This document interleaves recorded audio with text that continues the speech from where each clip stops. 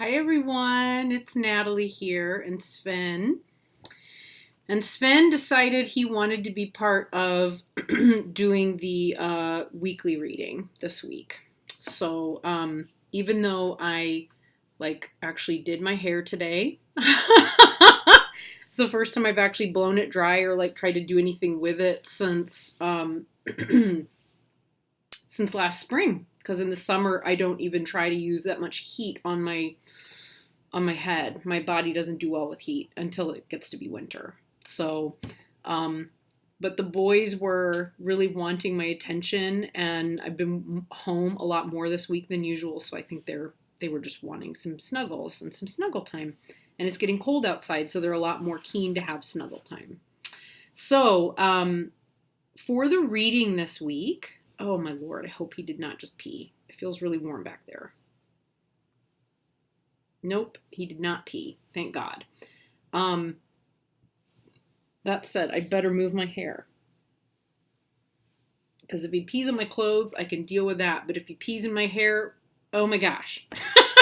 That's a whole lot of work right there. Okay. So, for our weekly reading, we're looking at the week of the 20th through the 26th. And this week I'm going to read for us with the Marigold Tarot. I've grown really fond of my Marigold Tarot this month, and have been having a great time working with Santa Muerte as well. The skeleton decks, and they're so utterly different. Utterly different.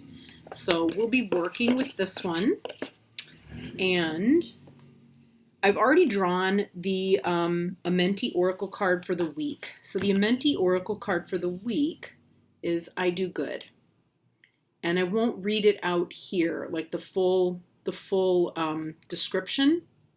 If you would like to read the full description, I do have it time-stamped and marked in the weekly general reading. So even if you don't want to watch the lengthy general reading, you can access the reading part of where I put in the Amenti Oracle. So that's available, and you can skip to it.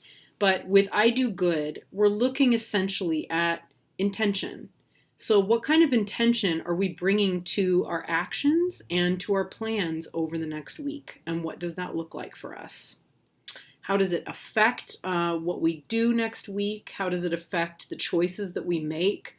And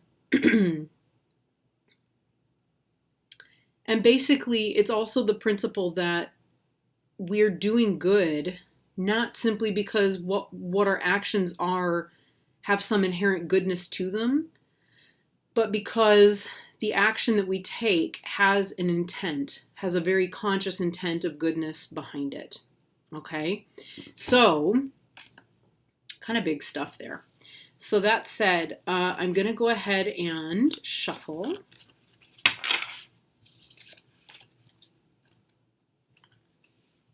I thought maybe Sven would come out and entertain everybody, but oh, these shuffle so beautifully.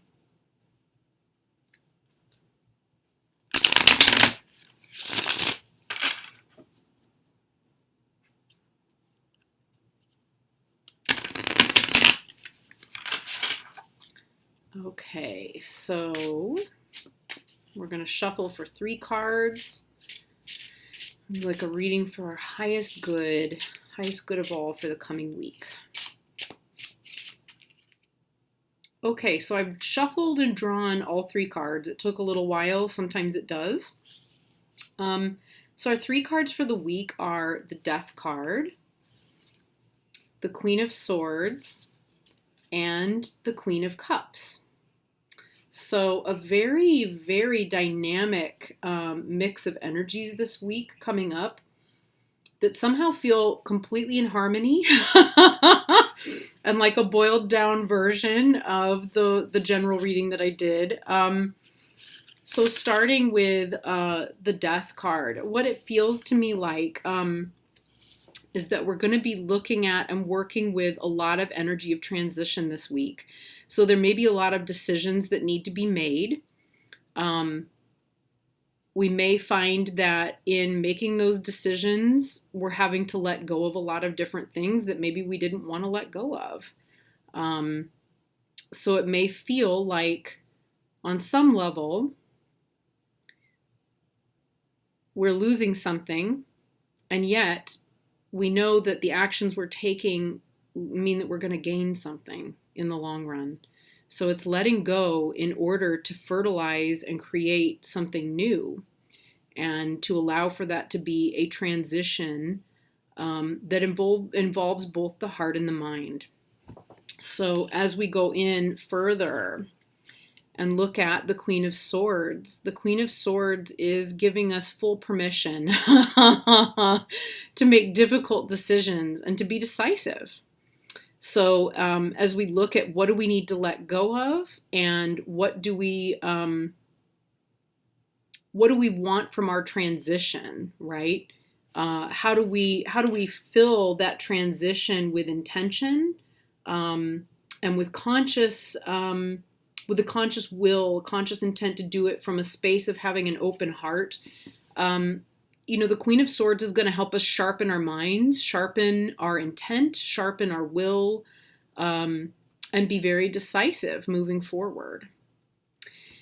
Also making hard decisions, right? The Queen of Swords can look at a situation, take it in very, very fully, and then say, okay, here's what needs to be done, right? Regardless of what difficulty there is. She's being balanced, thankfully, by the Queen of Cups. So we can't go in and make those decisions without including the heart. And what I love about the Amenti Oracle is that this Oracle asks us to look very closely at our actions, our intentions, and what it is that we do that either makes the heart lighter or heavier. Okay? And as we go into this week, and we're faced and confronted with different things that need to be, different decisions that we need to make, and the possibility of watching a lot of things change in front of us, the heart has to be part of how we measure our intent, how we make our choices, and how we move forward. So that even though we may be in the space where we're making a lot of really difficult decisions and confronting some difficult things and being very rational, the heart needs to be included as a part of that wisdom. It needs to be compassionate wisdom and an open heart that brings us to those decisions. So that's how our week looks moving forward. I also thought this week, instead of just working with the Oracle decks that I've used, I'm going to introduce one that I have not introduced previously. It is the Buddha Wisdom, Divine Masculine, The Truth of the Buddha. So by Sofan Chan. So she's made another larger, like full-size deck, an Oracle deck that's about Buddhism, which I will put on my wish list. But this is a very small deck, and all of the quotes that are on it, it's fully just quotes, are from the Dhammapada. And I'm a big fan of this particular version of the Dhammapada. I have several. Mainly because it's forwarded by Thich Nhat Hanh, but Ananda Maitreya's words and way of putting things is just poetic and beautiful, and it's small enough I can put it in a handbag. So, so moving forward, let's see. Wow. Okay, one just flew right out of the deck, and really we can't go wrong with any quotes from this deck. Aww. So the quote we have this week is, watch yourself, awaken yourself, be the awakened dreamer who dreams awake. So really very much a call to mindfulness and mindful intention, right? If we're watching the way that we are with others, right, and we're staying awake, we are ultimately, working with both of the energies, right? We're working with the energy of the Queen of Swords and with the Queen of Cups. Queen of Cups is very awake. The Queen of Swords is very awake. The Queen of Cups has the possibility of dreaming, but if she doesn't watch herself, she can become caught up in the dream. And the Queen of Swords is there with a different energy that can help those of us balancing those energies stay very, very sharp, very awake and focused, to stay really, really consciously with that awakeness and with that dreaming. And in dreaming, we consciously create our world. And we consciously make the decisions and the choices, and we look at what kinds of attachments to things that we need to relinquish. So, with that, I thank all of you very, very much, and I wish everyone the most beautiful week. Thank you so much for being here and for being on this journey with me. Bye.